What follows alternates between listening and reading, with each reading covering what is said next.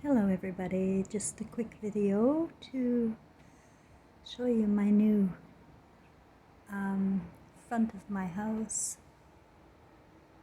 La 356 Avenue Giguère. It's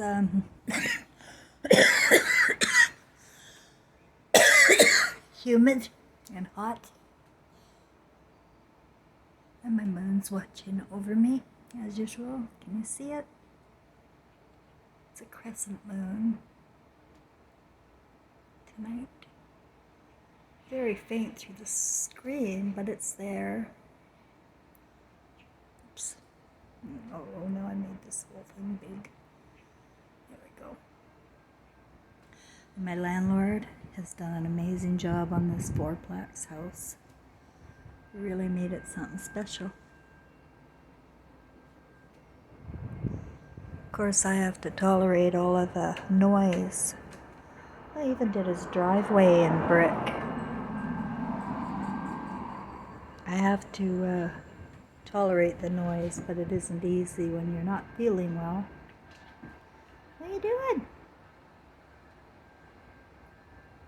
What's there? Get him.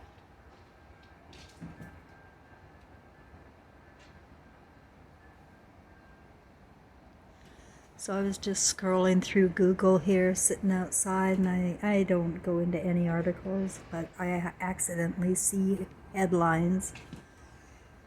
I shouldn't look. And apparently Harvard scientists say they found a new potion for fountain of youth. Yeah, Harvard. Now you know my channel, and you know that I know all about adrenochrome and the nut bars that are in a fantasy and think that if they torture children and drink their blood, that they'll somehow stay young forever. That's a real thing going on. That's a real thing. And you know, with these elites and the stars, and they're involved in this satanic, horrible fantasy. That's all I can tell you it is. It's a fantasy they're in. But they're manifesting the fantasy onto us. And so now they're going to start selling. Well, they already do through collagen. You know, you see a lot of the podcasters selling collagen. Why? You know, you gotta go beyond the glass and question everything now. You know, they're always going to tell you it comes from an expert, it comes from Harvard, it comes from a scientist, it comes from this special person. And so you should believe, right? That's how they do it. So you believe. You know, that's the same with all the Greek philosophers, all of the reveled people that we admire, like Freud.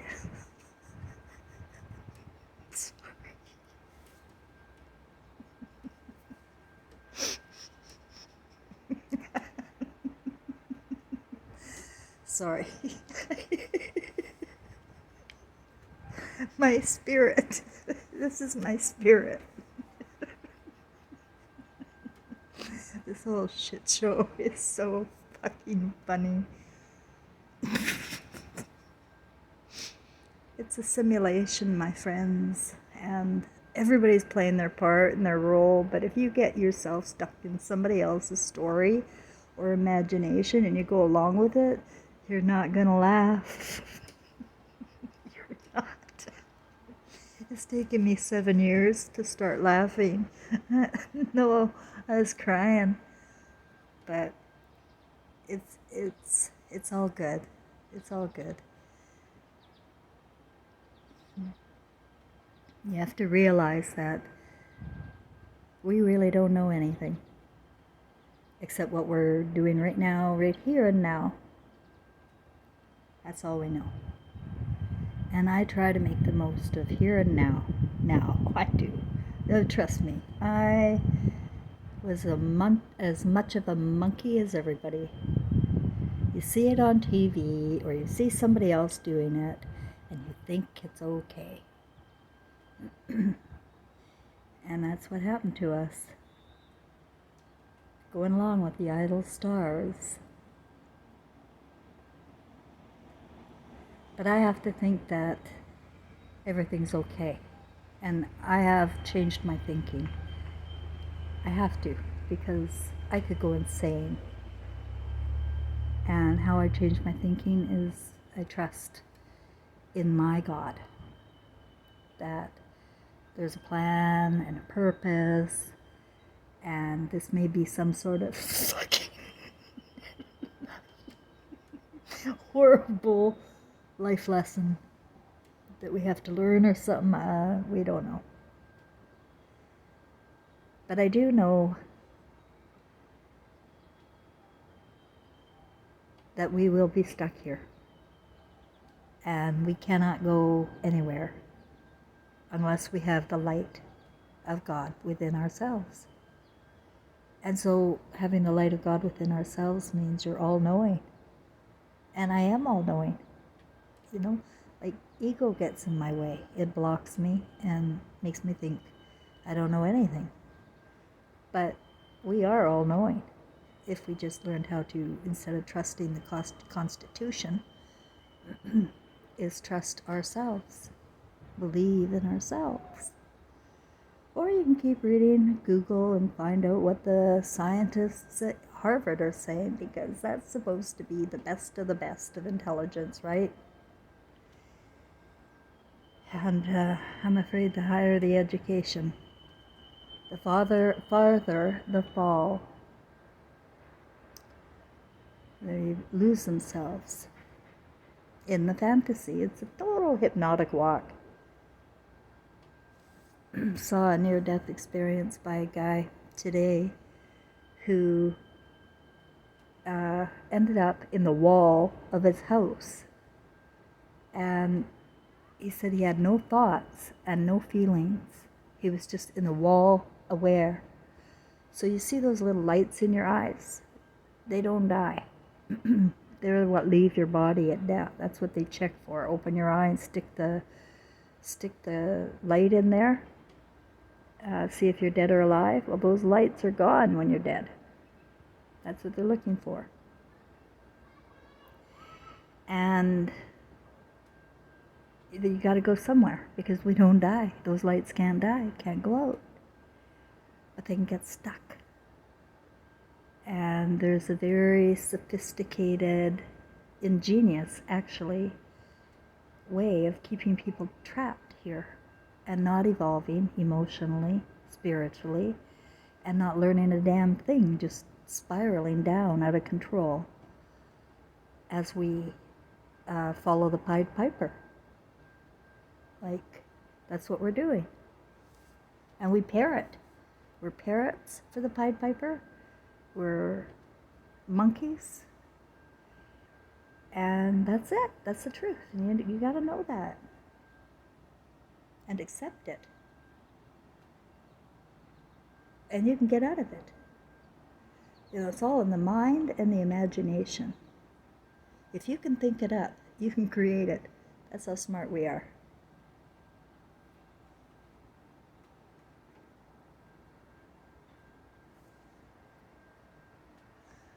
How would we know that, eh?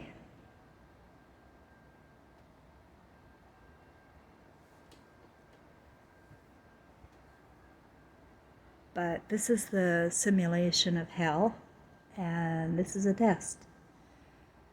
And I guess it's going to see who's going to be in the walls of temples, and who's going to, you know, go up and feel that love and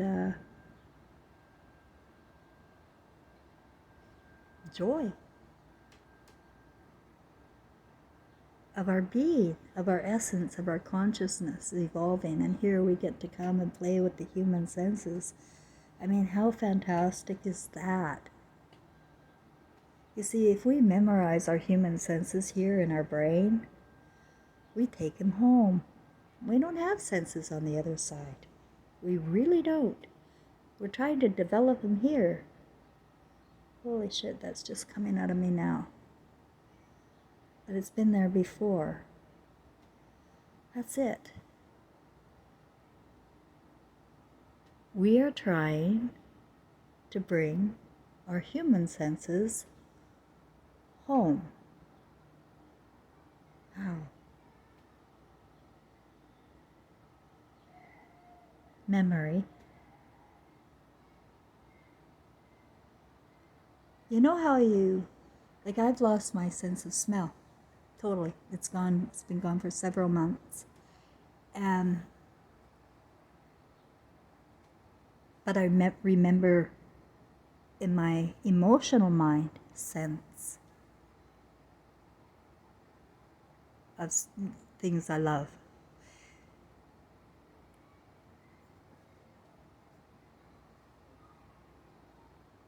And I sometimes smell things that aren't of this world, like my perfume, my grandmother's perfume, or cigarette smoke. I smelled Trevor's cigarette smoke once.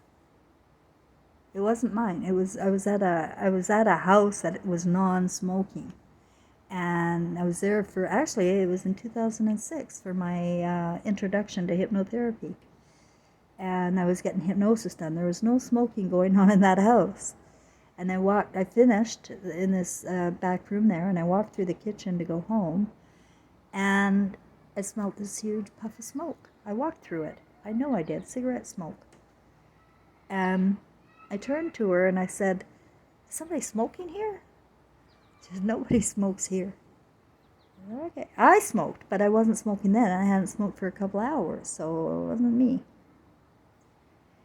So scents are carried with us. I'm sure you've heard that before if you've been following the near-death experiences. So now the question is, why? I know that I did a hypnosis session with a woman with menopause once. I didn't even know I could help her. I just accepted everybody and then hoped to God it would work out. And it did work out, because how hypnosis works is they use your senses, like those commercials with delicious food. And that's subliminal hypnosis. They use your senses to make you want it. Your sexual senses, your every sense, they make you want it by introducing it. That's why we're in so much trouble with Hollywood.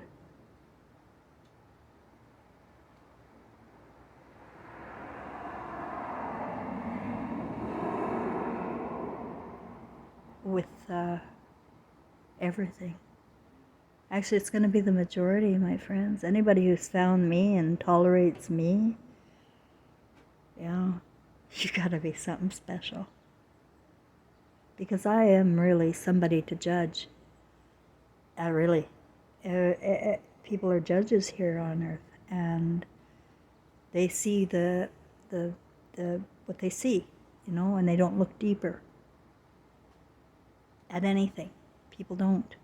They don't ask questions. They don't they don't look behind to see the mental fuckery going on with the media all day long, or the terrorism that they're drawing us into using your senses of fear. And you got to protect your senses, to stick to joy. I used to have a Facebook. I used to have a big Facebook, and then several pages too. And one of them was called Nana Murray's Joy to the Senses. And it was all about my cooking, and I'd show photos of what I was cooking and videos of me cooking it. And I had such joy in these last few years doing things like that. And it is about the senses. And one of the first lessons I got after the Beings of Light came was about Aristotle, giving us 5 senses. You see, they take these philosophers and pretend cartoon people, Einstein and his theory of relativity, which has no relevance, so I need the theory of relevance coming soon, because there was none with Einstein. And also the Nobel Peace Prize winners, they're all evil to the core, like Mother Teresa, who's a man and a Catholic. I mean, a man and a Jew. She's not Catholic. She's not. Anyway, I get confused. Same with Obama, and he gets his Nobel Peace Prize. So I think now, based on the way the world works, is you got to be the most evil, corrupt son of a bitch to get that prize. That's what I think the Nobel Peace. You see how it works here, guys, yet? You got to start digging deep and looking around. And use your own damn mind to what you eat, what you put on your skin, and know what you're putting on your skin. And especially if they're pushing it. If they're pushing it, it is not good. If every channel has it, or a lot of channels has the same messaging, turn it off. It'll make you think it's real. You'll be in hypnosis. You'll see things that aren't there. You really will. That's what the judge does. He sees things that are not there. Take it from me. I am the most judged person I know in my family. Judged, tried, and executed, and then buried 10 feet under if they had their way. No, they don't want the truth out there. So I'm saying that that's my whole family. Can't snap out of this hypnotic trance to hell. Go ahead and keep watching and keep repeating and keep becoming black.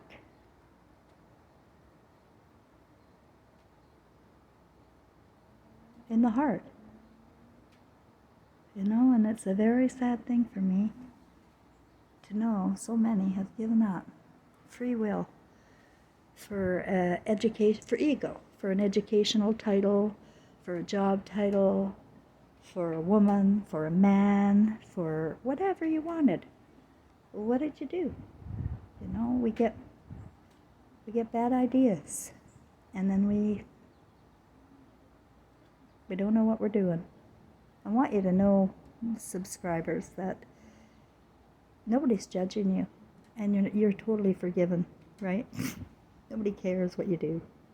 Nobody. I don't care what you do. I really, people wonder, what about her? She's accepting money from a pedophile without knowing the whole story. Right? Like, people don't know my whole story, but they hear part of it and go, oh, really? They don't dig deep. No, we're going to hear what we want to hear so that we can feel good by beating the shit out of her. And that's what we do, guys. That's what you do all day long. I'm a witness. I think that was my role. I've seen it all. I really have. I've had an amazing, huge life.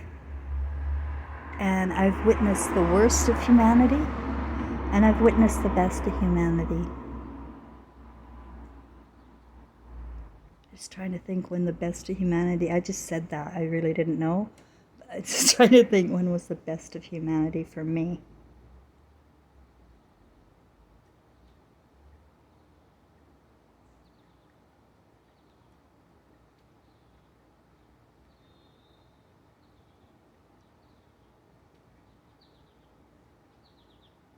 I don't know. I mean, I've met many beautiful people, right? So that's not it. But I can't say that they're the best of humanity. You got to feel it. Like, what I'm talking about is, have you felt the best of humanity in your family, with your loved ones, with your friends? Have you felt the best around them? Did you feel lifted and loved and supported unconditionally? Or did you feel judged and weighted down with something else?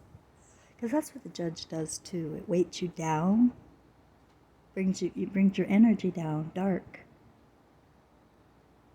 Oh, and that was the other part of that near-death experience. Guy said his eyes were in the wall of his house when he had a near-death experience. He tried to die by suicide.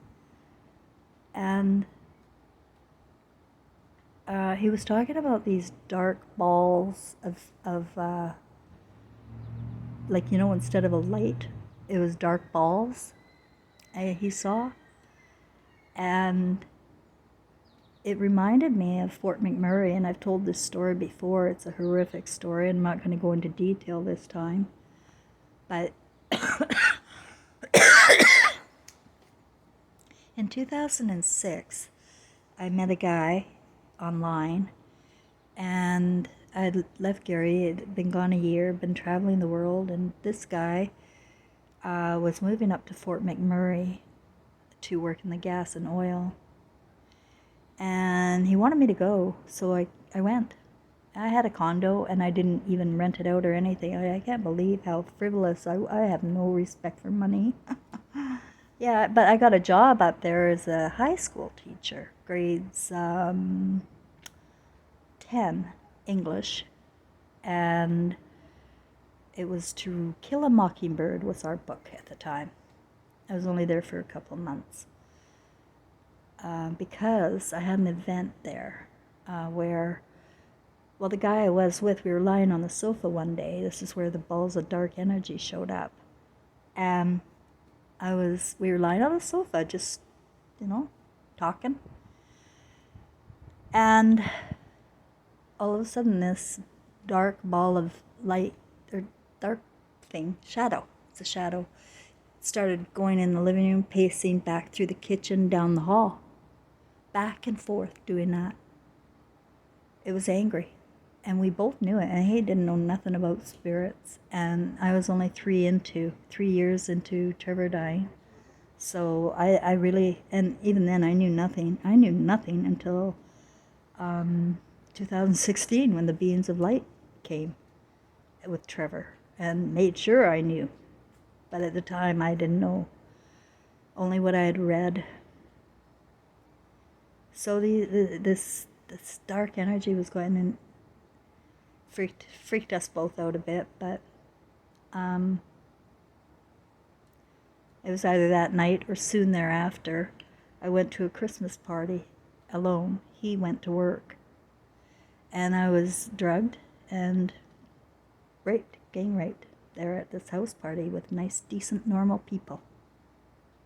They all looked nice and normal to me. Nice house. You'd never guess. They were all in on it, including my boyfriend. You'd never guess what they do in Fort McMurray. And how many girls or women don't even know what happened, because I didn't know. I had no idea. I thought something really bad happened, but I thought it was my fault. I had only had a couple of gin and tonics, so it couldn't have been my fault, but it didn't matter. I had to blame myself. And none of that came to me until 2016 in my movie, in my life review, right? I told you. We see all.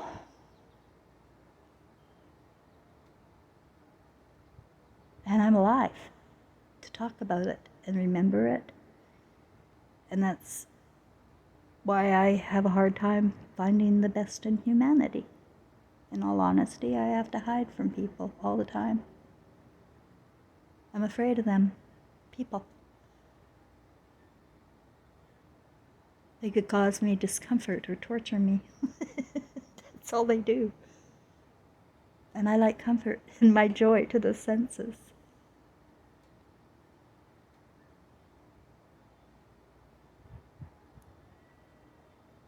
So the ones that have been able to last with me and are connecting with my heart, bless your heart, because I know how I am too, right? I'm the same as everybody. Like, I'll make a quick judgment and move on.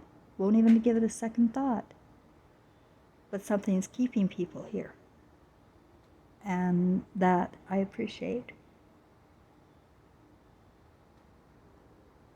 You don't want to really go with a lot of the popular cultures. They're cults. And just because you can talk better and you've got money or bling or something to sell yourself instead of just yourself, doesn't make it more valuable to you. And I just want to make a difference, whatever way I can. This is my movie that I'm creating, a new movie since 2018. My old life, well, she got dead and buried, right? She was killed. It, it's funny now. It's my movie, okay? So that's why. And you got your movie, I got mine. I hope you can get to a part where you can laugh. I really do. Yeah, sometimes I still get down and sorrowful when I see, the worst in humanity and I see those stupid headlines. But all in all, it's it's a good balance. And if you have a good balance inside, it's not every day's not going to be diamonds, right? Some days it's going to be stone. So just I know a couple of my friends on Facebook or on YouTube are having a hard time, and it feels like the big weight of the world, right? But God, can you see it in a comedy way now? Like, try and step out of it and pretend it's a movie, like a video game, and we were in it, but now we're stepping out and watching it.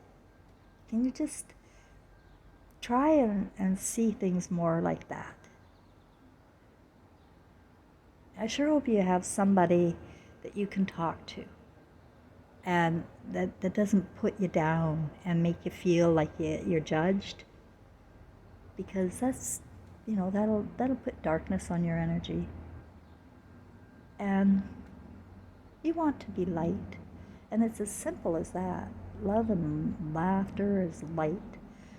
Darkness and sorrow is dark, and it goes that way with our consciousness. So if you have a bad mood, snap out of it.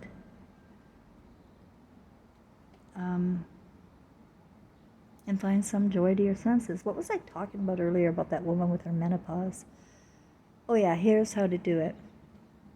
Close your eyes, and if you want to change something, like if you're too hot, like you have those flashes, hot flashes, you close your eyes and you imagine yourself in a snowstorm. You do that just a few times, and suddenly your temperature in your body drops because your body is going to respond to your senses. You understand? So imagine, fantasize using your human senses. So when you're doing your visualizations of your whatever you're creating, put your senses into it with smell, the sense of smell, sense of even touch. Make it real, and use your human senses, and that should help.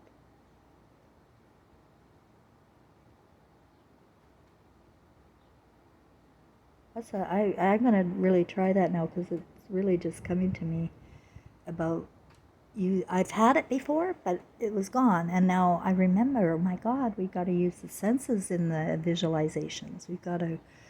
That's it, guys. So I'm gonna practice more when I'm doing my meditation and visualization. I'm visualizing what I want to create, not what I don't want to create. If I'm always looking outside and looking at TV, I'm going to create that in my imagination, and it's going to be dark, it's going to be hell. So it's taking control of your thoughts again, taking control of your feelings. You're responsible for your feelings. You're responsible for making yourself happy. You'll be very miserable if somebody else does it for you, because they can take it away. But you can find ways. Make yourself happy.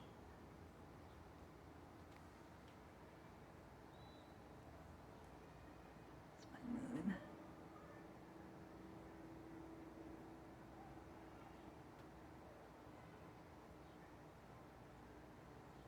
Que sera, sera. What will be, will be. You're not in charge here. You're just in the game. Get out of the game if you don't like it. But it is a game. And if you want in it, make yourself a role that you can live with. And do it. Any role you want. Pick a role. And act the part. And using your conscience, make sure that you're happy with it. And then you can't go wrong, my friends. You can't go wrong. Okay, I think that's it. Thank you and have a good night. Bonsoir from Quebec City.